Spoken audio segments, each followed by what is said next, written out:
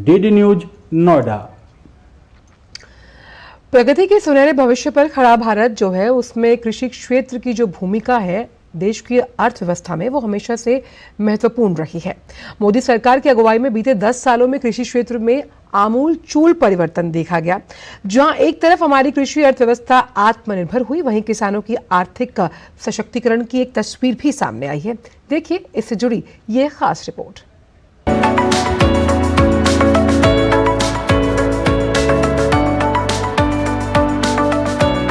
प्रधानमंत्री नरेंद्र मोदी के नेतृत्व वाली केंद्र सरकार के 10 साल के कार्यकाल में कृषि क्षेत्र को बहुत मजबूती प्रदान की गई।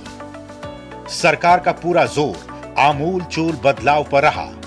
किसान सम्मान निधि के तहत अधिक आवंटन और वैज्ञानिक पद्धति को अपनाना सबसे चर्चित रहा। बीते 10 साल में केंद्र सरकार का सारा जोर कृषि क्षेत्र का चाल, चरित्र और चेहरा बदलने पर रहा। इस दौरान बजट आवंटन से लेकर किसानों के उत्पादों की खरीद और न्यूनतम समर्थन मूल्य तक में रिकॉर्ड बढ़ोतरी हुई। बजट आवंटन वर्ष 2013-14 में कृषि एवं किसान कल्याण मंत्रालय का बजट आवंटन केवल 27,662.67 करोड़ रुपए था, जो अब बढ़कर 2023-24 में 1,25,035.79 करोड़ रुपए हो गया है। खाद्य और बागवानी में रिकॉर्ड उत्पादन। खाद्यान्न उत्पादन 2013-14 में 265.05 मिलियन टन से बढ़कर 2022-23 में रिकॉर्ड 329.69 मिलियन टन हो गया, जो अब तक का सबसे अधिक खाद्यान्न उत्पादन है। वहीं 2022-23 में बागवानी उत्पादन 351.92 मिलियन टन था, जो अब तक का सबसे अधिक है। कृषि वस्तुओं के निर्यात में वृद्धि। देश में कृषि और संबद्ध वस्तुओं के निर्यात में जोरदार वृद्धि देखी गई। कृषि और संबद्ध निर्यात 2021-22 में 50.24 बिलियन अमेरिकी डॉलर से बढ़कर 2022-23 में 53.15 बिलियन अमेरिकी डॉलर हो गया। उत्पादन लागत से 50% अधिक एमएसपी। सरकार ने 2018-19 से अखिल भारतीय भारित औसत उत्पादन लागत पर कम से कम 50% रिटर्न के साथ सभी अनिवार्य खरीफ, रबी और अन्य वाणिज्यिक फसलों के लिए एमएसपी में वृद्धि की है। धान सामान्य के लिए एमएसपी 2013-14 में 1,345 रुपए प्रति क्विंटल था, जो 2023-24 में 2,203 रुपए प्रति क्विंटल हो गया। वहीं गेहूं के लिए एमएसपी 2013-14 में 1,350 रुपए प्रति क्विंटल से 2023-24 में 2,125 रुपए प्रति क्विंटल बढ़ाया गया। किसानों से खरीद में बढ़ोतरी। 2018-19 से पीएसएस के तहत 115.32 एलएमटी दालों की खरीद की गई। वहीं किसानों को 63,034.55 करोड़ रुपए का भुगतान किया गया। इसी तरह 2018-19 से पीएसएस के तहत 51.75 एलएमटी तिलहन की खरीद की गई, जिसका एमएसपी मूल्य 23,55,876 रुपए रहा। वहीं किसानों को 26,328.41 करोड़ रुपए का लाभ हुआ। प्रधानमंत्री फसल बीमा योजना के प्रारंभ से अभी तक इसमें 15 करोड़ से ज्यादा किसान जुड़े हैं और अब तक किसानों के 29,237 करोड़ रुपए के प्रीमियम के मुकाबले 1.52 लाख करोड़ रुपए के दावों का पेमेंट किया गया है।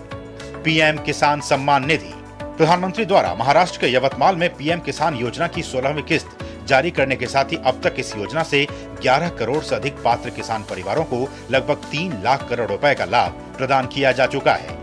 जैविक खेती को बढ़ावा। परंपरागत कृषि विकास योजना के तहत 16.19 लाख किसान लाभान्वित हुए हैं। कृषि अवसंरचना निधि। कृषि अवसंरचना में निवेश के लिए मध्यम दीर्घकालिक ऋण वित्त पोषण सुविधा जुटाने के लिए 1 लाख करोड़ रुपए का कृषि अवसंरचना कोष 2020 में लॉन्च किया गया था। इन स्वीकृत परियोजनाओं ने कृषि क्षेत्र में 62,653 करोड़ रुपए का निवेश जुटाया है। एफपीओ को बढ़ावा देना। अब तक देश में इस योजना के तहत 7,960 एफपीओ पंजीकृत हो चुके हैं और 3,187 एफपीओ को 145.1 करोड़ रुपए का इक्विटी अनुदान जारी किया गया है। पर ड्रॉप मोर क्रॉप। 2015-16 से 2023-24 तक पीडीएमसी के तहत देश में 83.06 लाख हेक्टेयर क्षेत्र को सूक्ष्म सिंचाई के तहत कवर किया गया है। कृषि में ड्रोन प्रौद्योगिकी को बढ़ावा। कृषि में ड्रोन प्रौद्योगिकियों के अनूठे लाभ को देखते हुए किसान ड्रोन प्रमोशन के लिए अब तक 141.41 करोड़ रुपए की राशि जारी की जा चुकी है। नमो ड्रोन दीदी योजना। नमो ड्रोन दीदी योजना के तहत बहनों के समूहों को ड्रोन पायलट की ट्रेनिंग दी जा रही है। फिर सरकार इन बहनों को ड्रोन देगी जो खेती के काम में आएगा। ड्रोन की खरीद के लिए 15,000 महिला स्वयं सहायता समूह को 8 लाख रुपए प्रदान किए जाएंगे। कृषि स्टार्टअप्स। इसके तहत 2019-20 से अब तक 1554 स्टार्टअप का चयन किया गया और उनके वित्त पोषण के लिए सहायता अनुदान के रूप में 106.25 करोड़ रुपए जारी किए गए हैं। मिलेट वर्ष। संयुक्त राष्ट्र महासभा ने वर्ष 2023 को अंतर्राष्ट्रीय मोटा अनाज वर्ष घोषित किया। 2022-23 के दौरान देश में मोटे अनाज का कुल उत्पादन 17.32 मिलियन टन रहा। किसानों और खेतिहर मजदूरों के लिए पेंशन योजनाएं। सरकार ने देश के किसानों और खेतिहर मजदूरों की वृद्धावस्था सुरक्षा सुनिश्चित करने के लिए प्रधानमंत्री किसान मानधन योजना, प्रधानमंत्री श्रम योगी मानधन योजना जैसी कई पहल की है। आज की तारीख में 36 लाख से अधिक किसान और खेतिहर मजदूर इन योजनाओं में पंजीकृत हैं। उम्मीद की जानी चाहिए कि इन तमाम पहलों के जरिए भारत का कृषि क्षेत्र और भी मजबूत होगा और आत्मनिर्भर और विकसित भारत की दिशा में हमारे कदम और भी तेजी से आगे बढ़ेंगे। Bureau report, DD news. और फिलहाल वक्त एक छोटे से ब्रेक